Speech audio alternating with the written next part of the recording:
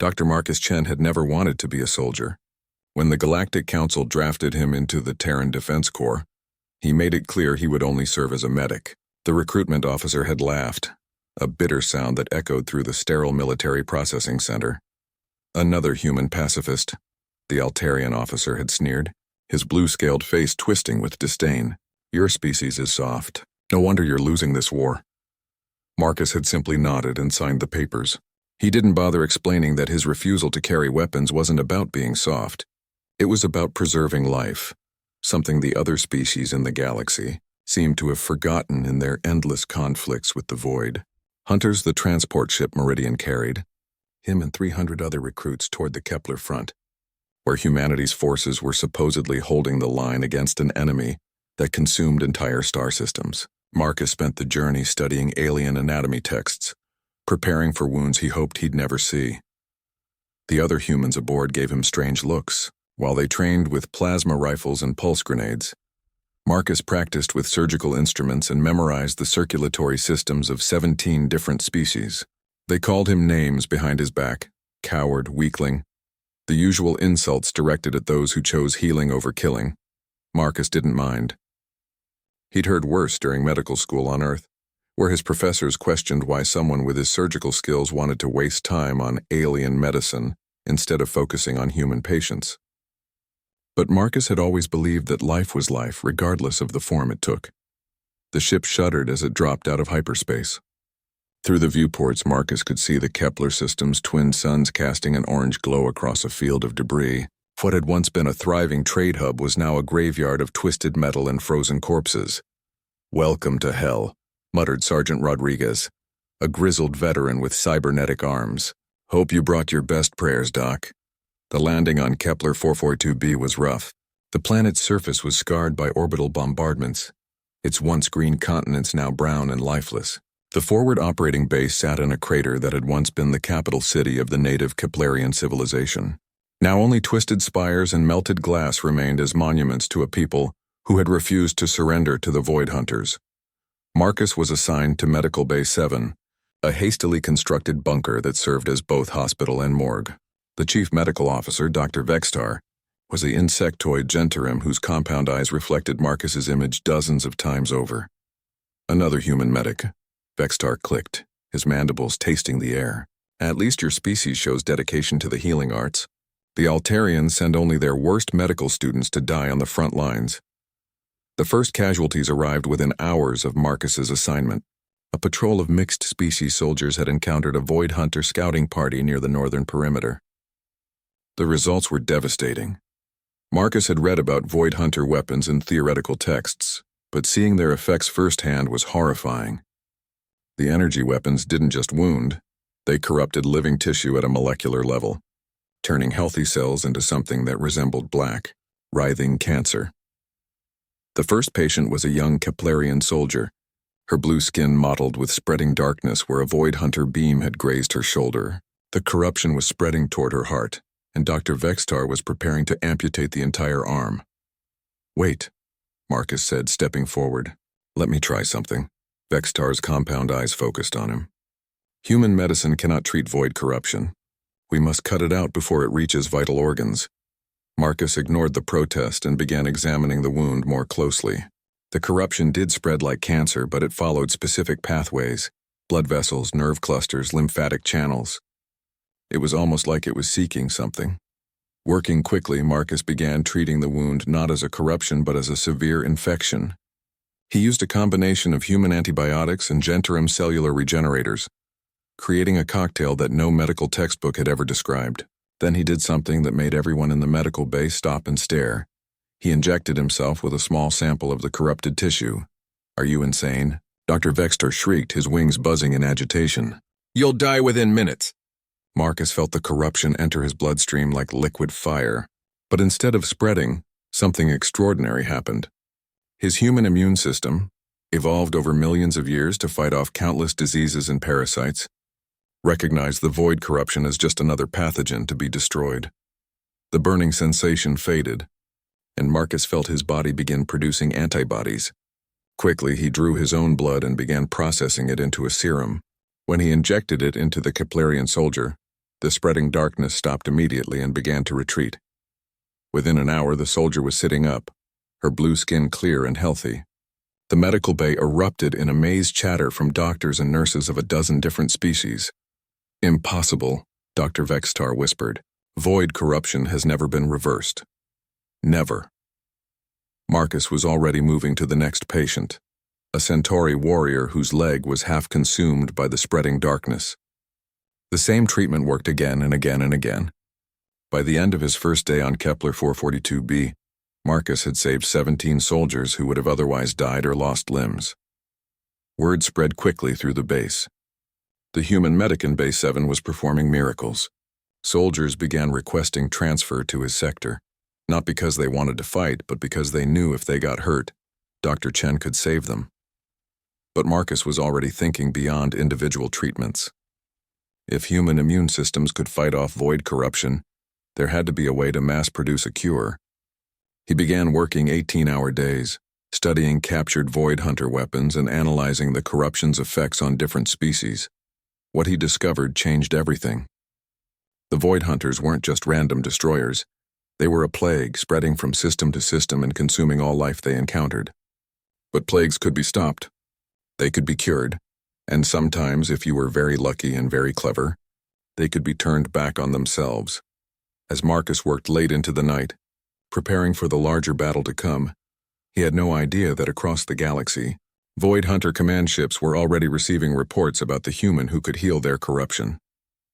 They were beginning to take notice of Dr. Marcus Chen, the medic who refused to carry weapons but was becoming their greatest threat. 3 weeks after his arrival on Kepler 442b, Marcus had transformed Medical Bay 7 into something resembling a proper research facility. Using salvaged equipment from the ruined city and requisitioned supplies from passing ships, he'd created a laboratory where he could study void corruption in detail. The breakthrough came when he realized the corruption wasn't random. It followed specific genetic markers, targeting particular sequences that existed in most sentient species. But humans, having evolved in isolation on Earth, lacked many of these markers. The Void Hunters had designed their weapons to kill everything they'd encountered in their march across the galaxy. Everything except humanity. Dr. Vexitar watched him work with growing amazement. "Your species is remarkable, Dr. Chen. In 3 weeks, you've made more progress against void corruption than our best scientists have managed in 5 years of war." Marcus looked up from his microscope, fatigue evident in his eyes. "It's not remarkable, it's just luck. Bad luck for every other species that the Void Hunters encountered them first. Good luck for us that we're apparently immune to their primary weapon." The insectoid doctor's mandibles clicked thoughtfully. "Perhaps. But immunity means nothing if you cannot share it. How do you plan to protect the rest of us?" That question had been keeping Marcus awake at night. His serum worked, but it required constant production of fresh antibodies from his own blood. He could treat perhaps 50 patients a day before his body couldn't produce anymore. Meanwhile, thousands of soldiers were dying across dozens of frontline worlds. The answer came from an unexpected source. A badly wounded Altarian pilot had been brought in, her respiratory system nearly destroyed by void corruption. As Marcus worked to save her, she grabbed his arm with surprising strength. "The breeding worlds," she gasped. "They have breeding worlds, where they make more of themselves." Marcus paused in his treatment. "The Void Hunters reproduce?" "Not reproduce," the pilot wheezed. "Convert. They take living beings, corrupt them completely, turn them into new hunters." The implications hit Marcus like a physical blow. The Void Hunters weren't just killing sentient life, they were transforming it. Every world they conquered became a factory for producing more of their kind. No wonder their numbers seemed endless. But if they could convert other species, perhaps the process could be reversed. Marcus threw himself into researching the pilot's claims. Using the base's communications array, he contacted research stations across human space, gathering every piece of intelligence about Void Hunter biology. What he found was both horrifying and hopeful. The Void Hunters had once been a different species entirely, something called the Eternal Collective, mentioned in ancient galactic records. They had been explorers and scientists, dedicated to preserving life throughout the galaxy. But something had gone wrong during one of their experiments, transforming them into the consuming plague they were now. The corruption wasn't a weapon, it was a virus. A biological program designed to rewrite the genetic code of any living thing it touched, converting it into a void hunter. The process was supposed to be irreversible, but Marcus had already proven that wasn't true. If he could reverse individual cases of corruption, perhaps he could reverse the entire void hunter transformation, turn them back into whatever they had been before. The opportunity to test his theory came sooner than expected. A void hunter strike force attacked the northern perimeter, and for the first time since the war began, the defenders managed to capture one alive. The creature was brought to Medical Bay 7 in heavy restraints. It stood nearly 3 meters tall, its body a horrifying fusion of organic tissue and mechanical components. Where its face should have been was a writhing mass of black tentacles surrounding a single burning red eye.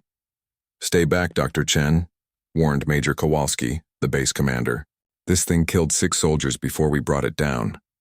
Marcus approached the restrained void hunter slowly, his medical scanner in hand. The creature's eye tracked his movement, and he could feel its malevolent intelligence studying him in return.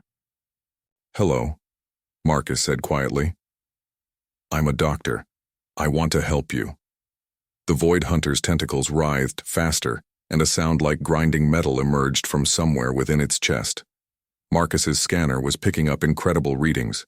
The creature's body was saturated with the same corruption that had infected the wounded soldiers, but at levels that should have been instantly fatal. Yet it was alive. More than alive, it was thriving. Marcus began taking tissue samples, working carefully around the creature's snapping tentacles. Each sample he analyzed showed the same thing. This had once been a living, breathing, sentient being. Under layers of corruption and mechanical augmentation, traces of the original genetic code remained. "You were someone else once," Marcus murmured as he worked. "Someone who probably had hopes and dreams and people they cared about. The corruption didn't destroy that. It just buried it." For a moment, the void hunter stopped struggling. Its single eye focused on Marcus with what might have been curiosity rather than hunger. Marcus prepared his strongest anti-corruption serum and injected it directly into the creature's primary circulatory system. The reaction was immediate and violent. The void hunter convulsed, its mechanical parts sparking and failing as the corruption that held them in place began to break down. But instead of dying, something extraordinary happened. The black, writhing flesh began to change color, returning to a pale purple that Marcus recognized from ancient galactic records. The mechanical components fell away like shed skin, revealing organic limbs beneath.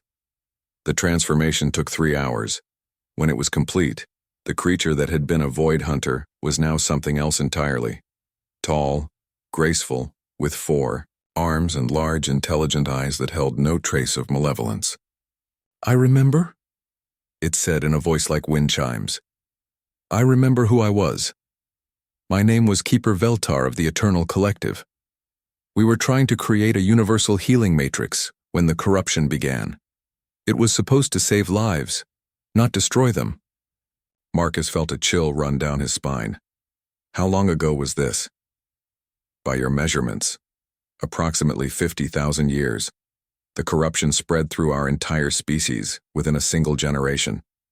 We tried to fight it, but it was too strong. It turned us into monsters, and we forgot everything we had been. The implications were staggering. The void hunters weren't invaders, they were victims. An entire species trapped by their own failed experiment, forced to spread the corruption that had destroyed their civilization. But if Marcus could cure one, he could cure them all. Word of the successful reversal spread through the base like wildfire. For the first time since the war began, there was genuine hope. The enemy could be beaten, not through superior firepower, but through healing. However, Marcus knew that news of his success would eventually reach Void Hunter Command. They would realize that their greatest advantage, the irreversibility of their corruption, was no longer absolute, and they would come for him with everything they had. 3 weeks after his arrival on Kepler 442b, Marcus had transformed Medical Bay 7 into something resembling a proper research facility. Using salvaged equipment from the ruined city and requisitioned supplies from passing ships, he'd created a laboratory where he could study void corruption in detail. The breakthrough came when he realized the corruption wasn't random. It followed specific genetic markers, targeting particular sequences that existed in most sentient species. But humans, having evolved in isolation on Earth, lacked many of these markers. The Void Hunters had designed their weapons to kill everything they'd encountered in their march across the galaxy. Everything except humanity. Dr. Vextar watched him work with growing amazement. "Your species is remarkable, Dr. Chen. In 3 weeks, you've made more progress against void corruption than our best scientists have managed in 5 years of war." Marcus looked up from his microscope, fatigue evident in his eyes. "It's not remarkable. It's just luck. Bad luck for every other species that the Void Hunters encountered them first. Good luck for us that we're apparently immune to their primary weapon." The insectoid doctor's mandibles clicked thoughtfully. "Perhaps. But immunity means nothing if you cannot share it. How do you plan to protect the rest of us?" That question had been keeping Marcus awake at night. His serum worked, but it required constant production of fresh antibodies from his own blood. He could treat perhaps 50 patients a day before his body couldn't produce anymore. Meanwhile, thousands of soldiers were dying across dozens of frontline worlds. The answer came from an unexpected source. A badly wounded Altarian pilot had been brought in, her respiratory system nearly destroyed by void corruption. As Marcus worked to save her, she grabbed his arm with surprising strength. "The breeding worlds," she gasped. "They have breeding worlds, where they make more of themselves." Marcus paused in his treatment. "The Void Hunters reproduce?" "Not reproduce," the pilot wheezed. "Convert. They take living beings, corrupt them completely, turn them into new hunters." The implications hit Marcus like a physical blow. The Void Hunters weren't just killing sentient life, they were transforming it. Every world they conquered became a factory for producing more of their kind. No wonder their numbers seemed endless, but if they could convert other species, perhaps the process could be reversed. Marcus threw himself into researching the pilot's claims. Using the base's communications array, he contacted research stations across human space, gathering every piece of intelligence about Void Hunter biology. What he found was both horrifying and hopeful.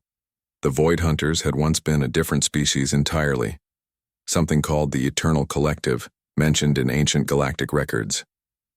They had been explorers and scientists dedicated to preserving life throughout the galaxy, but something had gone wrong during one of their experiments, transforming them into the consuming plague they were now. The corruption wasn't a weapon. It was a virus. A biological program designed to rewrite the genetic code of any living thing it touched, converting it into a Void Hunter. The process was supposed to be irreversible, but Marcus had already proven that wasn't true. If he could reverse individual cases of corruption, perhaps he could reverse the entire Void Hunter transformation. Turn them back into whatever they had been before. The opportunity to test his theory came sooner than expected.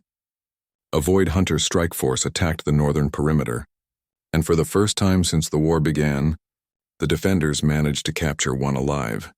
The creature was brought to Medical Base 7 in heavy restraints. It stood nearly 3 meters tall, its body a horrifying fusion of organic tissue and mechanical components. Where its face should have been was a writhing mass of black tentacles surrounding a single, burning red eye. "Stay back, Dr. Chen," warned Major Kowalski, the base commander. "This thing killed 6 soldiers before we brought it down." Marcus approached the restrained Void Hunter slowly, his medical scanner in hand. The creature's eye tracked his movement, and he could feel its malevolent intelligence studying him in return. "Hello," Marcus said quietly. "I'm a doctor. I want to help you."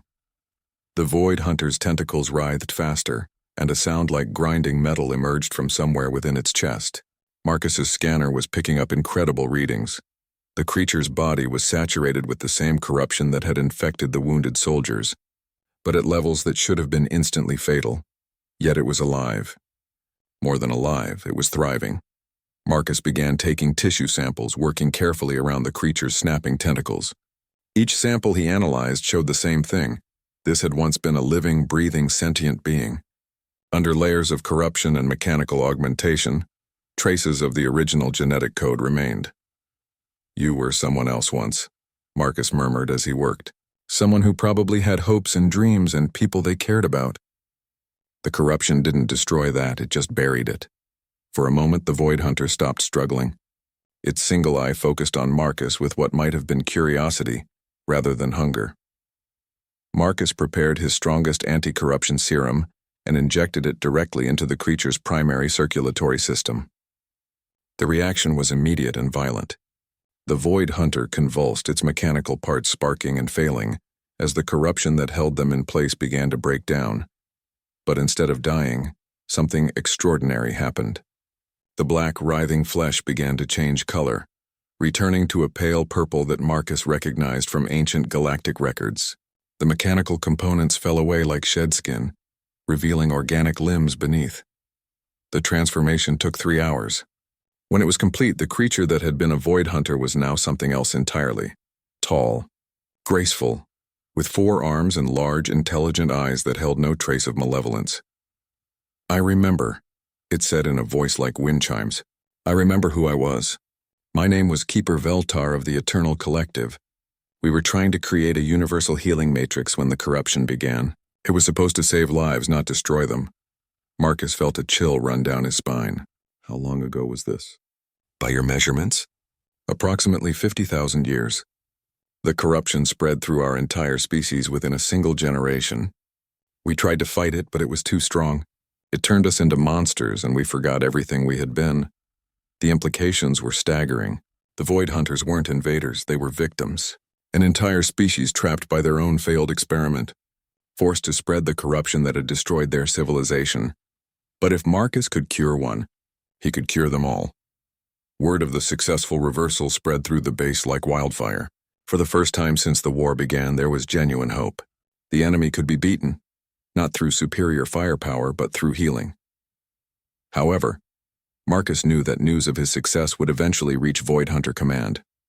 They would realize that their greatest advantage, the irreversibility of their corruption, was no longer absolute, and they would come for him with everything they had. The transformation was unlike anything Marcus had witnessed before. The Void Hunter warrior convulsed violently as the experimental serum coursed through its corrupted systems. Black fluid poured from every orifice as the viral cure began its work, rewriting 50,000 years of genetic corruption in a matter of minutes. But this time, something went wrong. Instead of the gradual, controlled reversal that Veltar had experienced, this transformation was explosive. The Void Hunter's neural corruption network, which connected it to its comrades through shared consciousness, began broadcasting the cure's effects to every other Void Hunter in range. The other 2 warriors in the medical bay started convulsing as well, their own corruption beginning to unravel. Throughout the base, the attacking Void Hunter forces suddenly stopped mid-assault, clutching their heads as foreign memories began flooding back. "What's happening?" Sergeant Rodriguez shouted over the sound of mechanical screaming echoing through the corridors. Marcus watched in horrified fascination as his experimental cure spread beyond its intended target. "The neural network," he breathed. "They're all connected. The cure is transmitting itself through their shared consciousness." Veltar's eyes widened with understanding and terror. "Dr. Chen, if this reaches their command ships..." The implications hit Marcus like a physical blow. The Void Hunter fleet in orbit contained hundreds of thousands of warriors, all linked through the same neural network. If the cure continued to spread unchecked, it would trigger a simultaneous transformation of the entire invasion force. But that wasn't the worst part. Through the fleet's communication systems, the cure could potentially reach every Void Hunter in the galaxy. Millions of transformed beings suddenly reverting to their original forms while piloting starships and manning weapons systems. The chaos would be unimaginable. The lead Void Hunter had stopped convulsing and was now staring at Marcus with eyes that were no longer red but a deep, intelligent purple. When it spoke, its voice carried harmonics that hadn't been heard in the galaxy for 50 millennia. "I remember," it whispered. "By the eternal stars, I remember everything. My name was Guardian Zethka. I had children. I had a mate who sang the songs of growing things. They were consumed in the first wave of corruption, and I forgot them until now. Tears, actual tears, were flowing down the creature's transformed face. Around the base, similar scenes were playing out as the cure spread from warrior to warrior. 50,000 years of suppressed memories, emotions, and personalities were flooding back all at once. Marcus felt sick to his stomach. He had wanted to cure the Void Hunters, but not like this. The psychological trauma of suddenly remembering everything they had done while corrupted would be devastating. Many would likely die from the shock alone. "We need to get to the command center," Feltar said urgently. "If we can establish communication with the fleet before the cure reaches them, we might be able to coordinate a controlled transformation." They ran through corridors filled with transformed Void Hunters, who were either catatonic with shock or weeping uncontrollably. The few human defenders who remained looked on in amazement as their enemies became something entirely different before their eyes. The command center was in chaos. Major Kowalski was shouting orders to his communications team, while tactical displays showed the orbital fleet beginning to break formation. Several smaller ships had already begun firing on their own vessels, their crews apparently turning against each other as the cure spread. "Major," Marcus called out as he entered the room, "we need to broadcast to the fleet immediately. The cure is spreading through their neural network, but without proper coordination, it's going to cause massive casualties." "Dr. Chen," Kowalski spun around, relief evident on his face. "Thank God you're alive. What the hell is happening up there? Half their fleet is attacking the other half." Before Marcus could answer, the main display activated, showing the bridge of a Void Hunter dreadnought. But instead of the usual monstrous creatures, the screen showed beings that looked almost like angels, tall, graceful, with multiple arms and faces that radiated an otherworldly beauty. "Attention surface forces," came a voice like crystalline bells. "This is Highkeeper Miranda of the vessel Eternal Remembrance. We apologize for our actions. We remember now what we have done, and the weight of it is almost unbearable." Marcus stepped forward. "Highkeeper, this is Dr. Marcus Chen. I'm responsible for the cure that's spreading through your fleet. How many of your people have been affected?" "Nearly a third of the invasion force," Miranda replied, her voice heavy with sorrow. "The transformation is traumatic. Many of my people are choosing to end their lives rather than live with the memories of what they've done. We have slaughtered billions, Dr. Chen. How does one find redemption for such crimes?" Marcus felt the weight of responsibility crushing down on him. In trying to save lives, he had created a new form of suffering. The cured Void Hunters were tortured by memories of 50,000 years of atrocities committed, while they were not truly themselves. "You find redemption by choosing to do better?" Marcus said firmly. "The corruption controlled you. You are not responsible for its actions.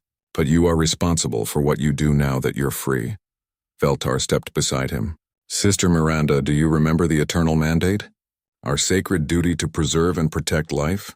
"I remember," she whispered. "But how can we protect life when we have taken so much of it? How can we heal when our very presence brings terror?" Marcus had an idea. Desperate and dangerous, but perhaps the only way to turn this disaster into something positive. "You can help us spread the cure properly. Controlled transformations with psychological support and preparation. If we work together, we can free your entire species without causing the trauma you're experiencing now."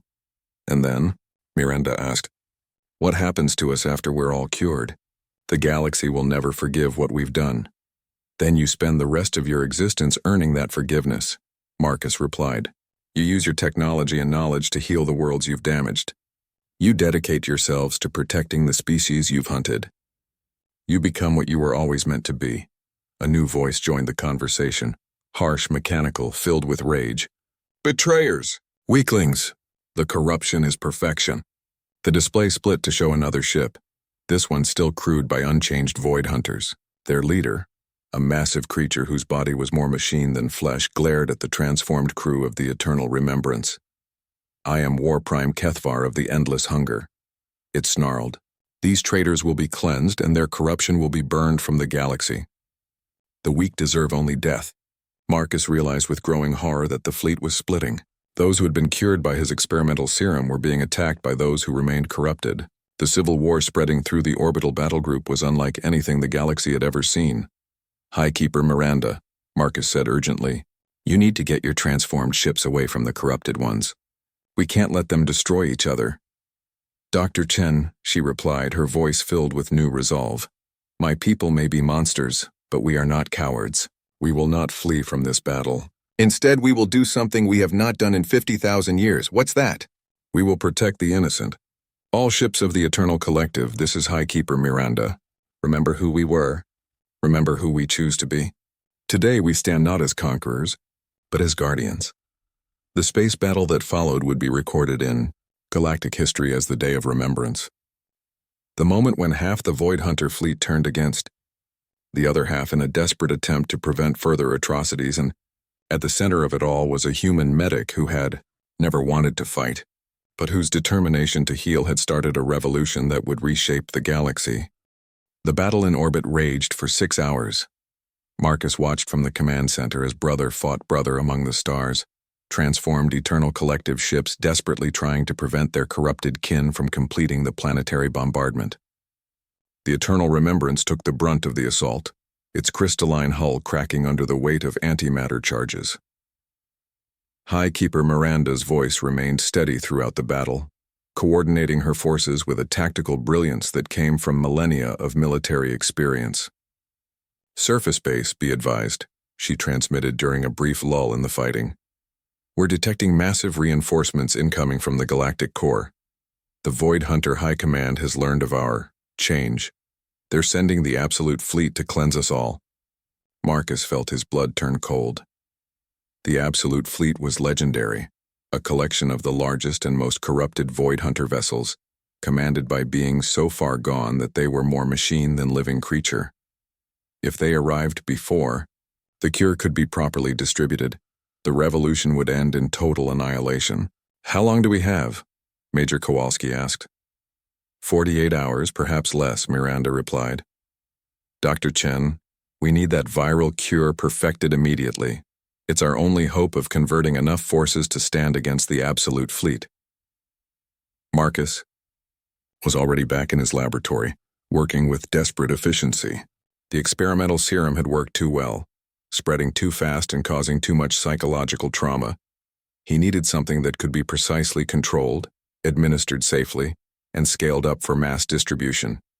Veltar and the other transformed Void Hunters who had been in the medical bay during the first cure were now assisting him. Their recovered memories contained detailed knowledge of Eternal Collective biotechnology that had been lost for 50,000 years. "The neural networks were originally designed for sharing knowledge and emotion," explained Guardian Zethka, the first warrior Marcus had accidentally cured. "But the corruption perverted them into control mechanisms. If we can isolate the original programming." Marcus nodded, his hands flying over his instruments. "We create a benevolent virus, something that spreads through the network but carries the cure gradually, with psychological preparation. The hosts would experience their memories returning slowly, with time to process each revelation." Dr. Vextar, who had remained at the base throughout the orbital battle, watched the collaboration with amazement. "In my entire career, I have never seen such rapid advancement in medical science. You're combining technologies that shouldn't even be compatible. Necessity makes everything compatible," Marcus replied grimly. "Veltar, can you access the orbital neural network from here?" "Yes, but it would require direct interface. I would need to connect my consciousness to the corrupted systems, and there's a significant risk that the corruption could spread back to me." Marcus paused in his work. He couldn't ask anyone to take such a risk, especially not someone who had already suffered so much. "I'll do it," he said quietly. Everyone in the laboratory turned to stare at him. "Dr. Chen," Veltar said slowly, "you don't understand. Direct interface with the Void Hunter neural network would expose your mind to the raw corruption of millions of beings. No organic consciousness has ever survived such contact." "Maybe," Marcus said, continuing to prepare the improved viral cure, "but I'm the only one here who's naturally immune to the corruption. If anyone can survive long enough to upload the cure to the network, it's me." Sergeant Rodriguez, who had been standing guard at the laboratory entrance, stepped forward. "Doc, that's suicide. Even if you somehow survive the interface, the corrupted Void Hunters will tear you apart the moment they realize what you're doing." Marcus looked around at the faces surrounding him. Human, Gentarum, and transformed Eternal Collective. All of them united by a shared desire to end the cycle of destruction that had plagued the galaxy for 50 millennia. Maybe, he said again, but if we don't try, millions more will die, and the Absolute Fleet will ensure that even the transformed Void Hunters are destroyed. This is our only chance to end the war completely. The next few hours were spent preparing for the most dangerous medical procedure in galactic history. Marcus would need to be physically connected to the Void Hunter neural network through a modified interface device. Feltar would guide him through the network structure, while Dr. Vextar monitored his vital signs to prevent complete neural collapse. The interface chamber was constructed in the deepest part of the base, surrounded by every shield generator they could spare. Marcus lay on a medical table, dozens of neural interface cables attached to his skull, while the improved viral cure coursed through IV lines into his bloodstream. The moment you make contact with the network, you'll be hit with the combined consciousness of every Void Hunter in the galaxy, Veltar warned him. 50,000 years of rage, hunger, and corrupted thoughts will try to overwhelm your mind. You must stay focused on your purpose. Marcus nodded, though his hands were shaking. How will I know if the cure is working? You'll know, Veltar said softly. When the screaming stops. The interface activated and Marcus's consciousness was torn from his body and flung into a realm of digital nightmare. The Void Hunter neural network was vast beyond comprehension, millions of corrupted minds linked together in an endless howl of rage and hunger. Marcus felt his sanity beginning to fray under the assault of alien thoughts and emotions. The corruption pressed against his mind like acid, seeking any weakness it could exploit. But underneath the surface chaos, he could sense something else. Pain. Terrible, endless pain from minds that had been trapped for 50,000 years. Fighting through the psychic hurricane, Marcus began uploading his viral cure into the network's core systems. The process was agonizing. Each packet of data he transmitted felt like it was being torn from his soul. But slowly, gradually, the cure began to spread. The first sign that it was working came from the orbital battle. Corrupted Void Hunter ships suddenly stopped firing as their crews began experiencing memory flashes. Then the screaming started. Not the mechanical roars of the corrupted, but the anguished cries of beings remembering what they had lost. Neural activity is spiking across the entire fleet, Dr. Vextar reported. I'm reading massive psychological trauma events, but also signs of personality reconstruction. It's working, Dr. Chen. Marcus couldn't respond. His consciousness was scattered across millions of minds, holding the viral cure together through sheer force of will. He experienced fragments of memories from countless beings, their lives before the corruption, their terror during the transformation, their slow descent into monstrous hunger. But he also felt their relief as the cure took hold. Joy flooded through the network as beings who had been trapped for millennia finally remembered who they truly were. The transformation wasn't without casualties.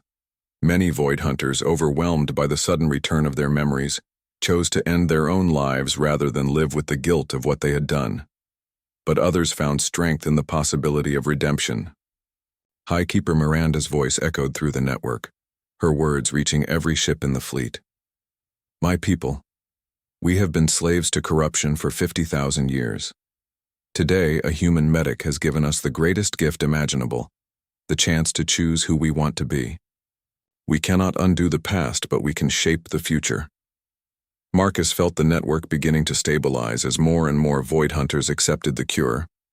But even as victory seemed within reach, he sensed something terrible approaching from the edge of the galaxy. The Absolute Fleet had arrived early, and they were not coming to negotiate. The Absolute Fleet materialized at the edge of the Kepler system like a nightmare given form.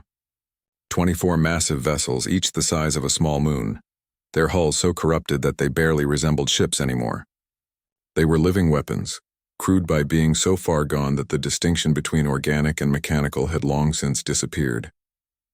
Marcus, still connected to the neural network, felt their presence like a poison spreading through his consciousness. These weren't just corrupted Void Hunters.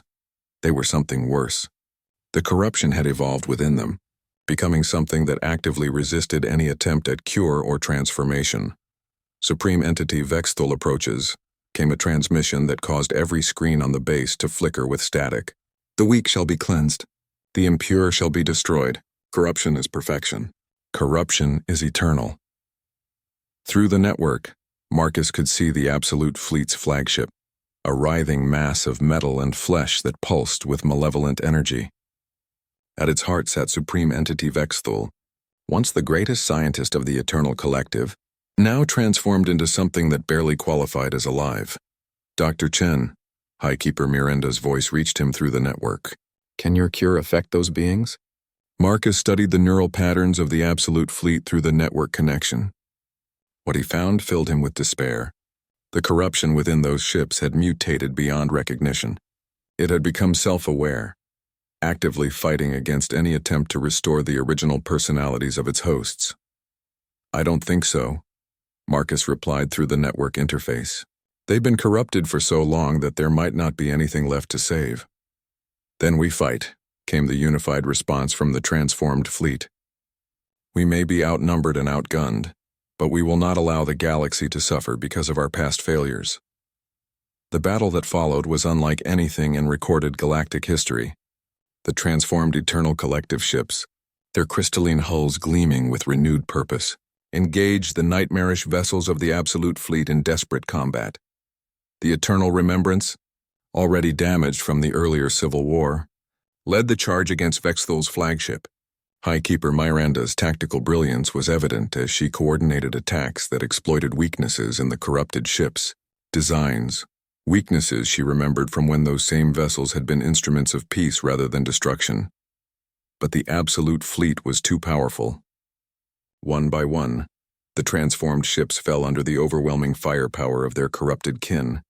Marcus watched through the network as brave beings who had just rediscovered their capacity for love and hope were cut down by monsters wearing the faces of their former comrades. The cure, Veltar said urgently, his physical voice cutting through Marcus's network connection. Can you modify it? Make it more aggressive? Marcus considered the possibility.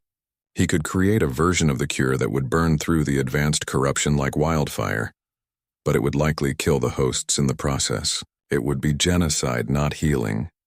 That would make us no better than them, Marcus said. Sometimes, came a new voice through the network. Being better is a luxury we cannot afford.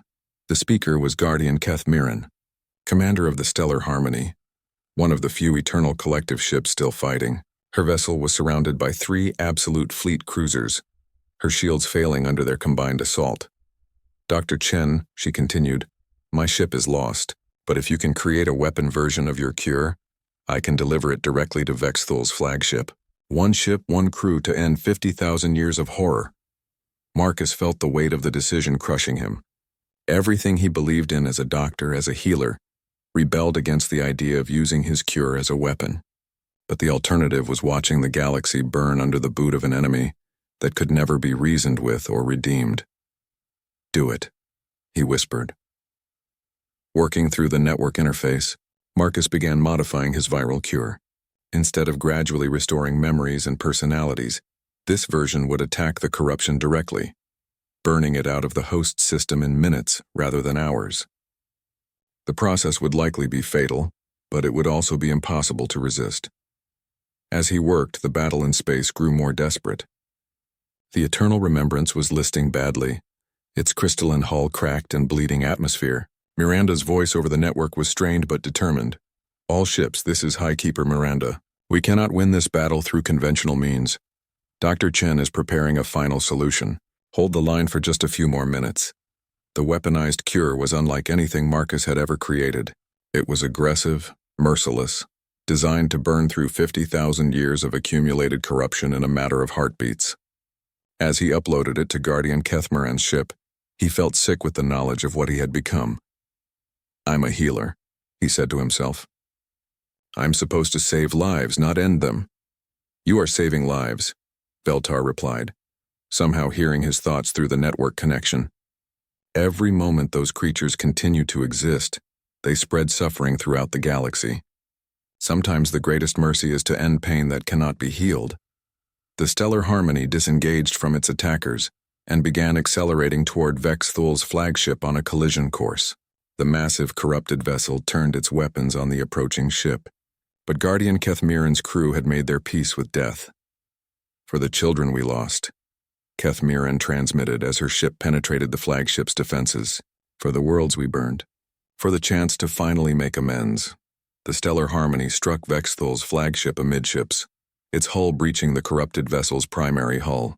In the moments before the explosion consumed both ships, Marcus felt his weaponized cure spreading through the flagship systems like liquid fire. The effect was immediate and horrific.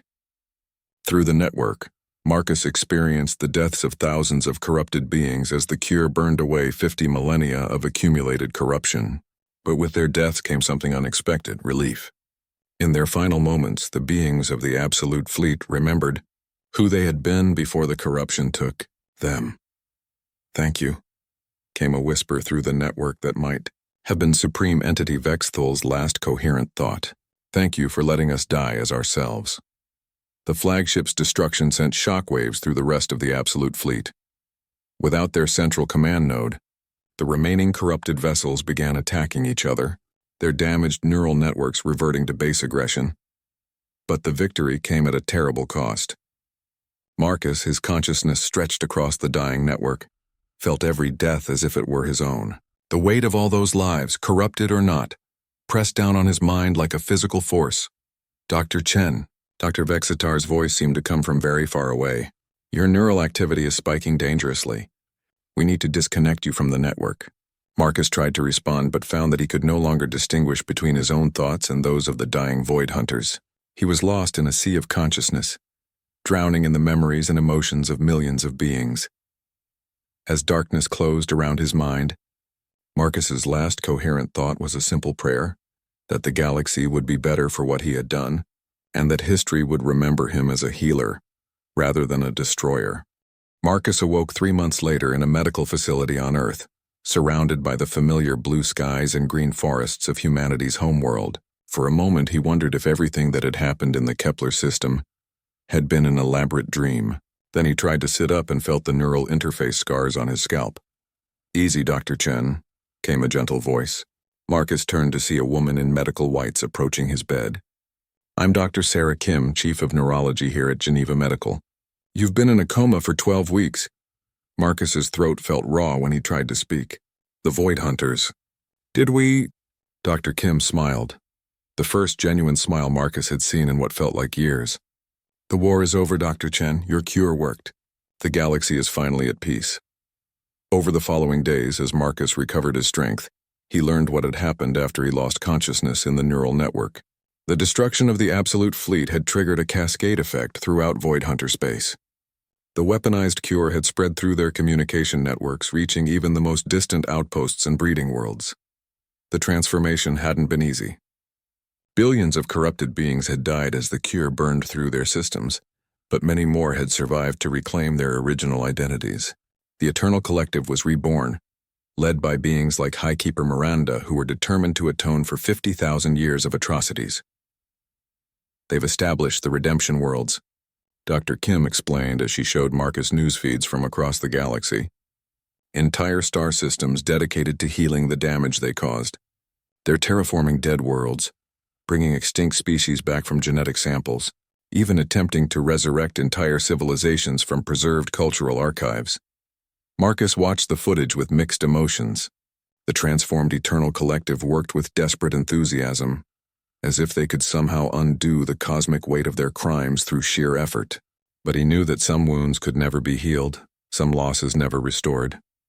A soft chime announced a visitor. Marcus looked up to see Veltar entering the room, his purple skin gleaming with health. The former Void Hunter had survived the network collapse and had been working with human scientists to document Eternal Collective technology. "Dr. Chen," Veltar said, his wind chime voice filled with emotion. "You cannot imagine how grateful our people are for what you've done. You gave us back our souls. At the cost of billions of lives," Marcus replied quietly. "I became a killer, Veltar. Everything I stood for as a doctor." "You became a healer on a galactic scale," Veltar interrupted. "Yes, the weaponized cure caused deaths. But consider the alternative. 50,000 more years of corruption spreading across the galaxy. How many civilizations would have been consumed? How many species driven to extinction? Marcus knew the logic was sound, but it didn't ease the weight in his chest. He had saved the galaxy by becoming the thing he had sworn never to be, someone who took lives rather than preserved them. A new visitor appeared in the doorway, Sergeant Rodriguez, his cybernetic arms gleaming under the medical facility's lights. The grizzled veteran looked unusually nervous as he approached Marcus's bed. "Doc," Rodriguez said, his voice gruff with emotion, "I wanted to thank you, and to tell you something you might not know." "What's that, Sergeant? That cure of yours? The one you thought only worked on void hunters? Turns out it has other applications." Rodriguez held up his cybernetic arms. "These were damaged by void corruption years ago. The doc said I'd never regain full sensation in them, but after being exposed to trace amounts of your cure during the final battle, the nerve damage started healing itself." Marcus stared at the sergeant in amazement. "The cure is regenerating human neural tissue?" "Not just human," Dr. Kim added, consulting her tablet. "We've been studying samples of your cure for months. It appears to have incredible potential for treating neurological disorders across multiple species. Paralysis, brain damage, even certain forms of mental illness. Your work could revolutionize medicine." For the first time since waking up, Marcus felt a spark of hope. Perhaps he could find redemption for the deaths he had caused by using the same technology to save lives in peacetime. "There's more," Veltar said softly. "The Eternal Collective has established the Chen Institute for Galactic Medicine. We're sharing all of our medical knowledge with the galaxy's healing institutions. Technologies that were lost for 50,000 years are now being used to treat diseases that have plagued sentient species since the dawn of civilization." Marcus felt tears running down his cheeks. "I just wanted to heal people," he whispered. "I never wanted to be a soldier." "You weren't a soldier," came a new voice from the doorway. High Keeper Miranda entered the room, her ethereal beauty somehow even more striking in person than it had been through the neural network. "You were exactly what you claimed to be, a healer. You healed an entire galaxy's worth of pain. The Council of Species has voted," she continued, producing an ornate crystal tablet. "You are to be awarded the Galactic Medal of Honor, the first human ever to receive it. But more importantly, you've been appointed as the first director of the new Intergalactic Medical Corps." Marcus stared at the tablet, overwhelmed by the magnitude of what was being offered. "I don't understand. An Intergalactic Medical Corps? Doctors, healers, and medics from every species in the galaxy, working together to ensure that no world ever faces suffering alone again," Miranda explained. "The Eternal Collective will provide the technology and resources. You would provide the leadership and moral guidance." Marcus thought about all the pain he had witnessed, all the lives lost and saved during the final days of the war. The galaxy needed healing, not just from the physical wounds left by 50,000 years of conflict, but from the psychological trauma that would echo through generations. "I accept," he said quietly, "but I have conditions." "Name them," Miranda replied. "No weapons research. The medical corps exists only to preserve and protect life. And every member takes an oath, like the Hippocratic Oath but broader. First, do no harm applies to all sentient life regardless of species or origin." "Agreed," Miranda said immediately. "Dr. Chen, may I ask you something? During the final battle, when you created the weaponized cure, you could have made it even more aggressive. You could have ensured that every corrupted being died instantly. Why didn't you?" Marcus was quiet for a long moment, remembering those terrible hours in the neural network, because even in their final moments they deserved to die as themselves. The corruption had taken their identities, their memories, their ability to choose. The least I could do was give them back their names before the end. Veltar bowed deeply, a gesture of profound respect among the Eternal Collective. "This is why our people follow you, Dr. Chen. Not because you found a cure for corruption, but because you never forgot that even monsters were once people." As news of Marcus's recovery spread, delegations from across the galaxy began arriving on Earth. Species that had been enemies for millennia put aside their differences to work together on healing the wounds left by the long war. The Chen Institute became a symbol of hope, proof that even the darkest chapters of galactic history could lead to something better. Years later, when historians wrote about the end of the Void Hunter War, they would focus on the great space battles and the dramatic transformation of the absolute fleet, but those who lived through it remembered something else: the quiet human doctor who had refused to carry weapons, who had dedicated his life to healing, and who had somehow found a way to cure not just a disease, but an entire galaxy's worth of pain. Marcus never considered himself a hero. To the end of his days, he remained simply what he had always been, a medic who believed that every life was worth saving, even when that belief led him into the darkness between the stars. And perhaps that's what made him the most dangerous enemy the Void Hunters had ever faced. Not a warrior seeking victory, but a healer who refused to accept defeat. The galaxy learned to fear his name not because he brought death, but because he brought something far more powerful: hope.